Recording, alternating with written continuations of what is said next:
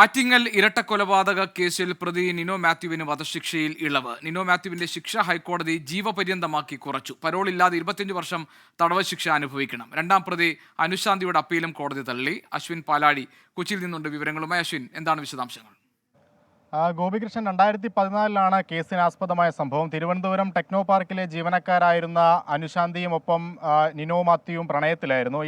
ഇതിനു മുമ്പ് അനുശാന്തി വിവാഹിതയുമായിരുന്നു. ആ വിവാഹ ബന്ധത്തിൽ 4 വയസ്സുള്ളൊരു കുട്ടിയുണ്ടായിരുന്നു. ആ കുട്ടിയെയും ഭർത്തൃമാതാവിനെയും കൊലപ്പെടുത്തിയ കേസിലാണ് ഇരുവർക്കും കോടതി ശിക്ഷ നൽകിയത്. ശിക്ഷ അനുഭവിച്ചു പോരവെ അനുശാന്തി ചികിത്സയുടെ ആവശ്യത്തിന് വേണ്ടി സുപ്രീം കോടതി നൽകിയ ജാമ്യത്തിലാണ് നിലവിലുള്ളത്.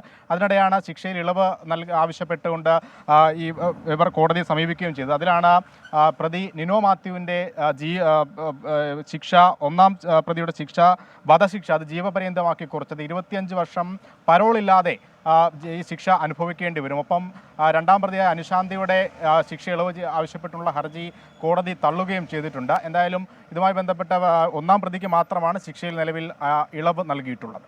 ഗോപികൃഷ്ണൻ. ശരി, അശ്വിൻ പാലാടിയാണ് കൊച്ചിയിൽ നിന്ന് വിവരങ്ങൾ നൽകി.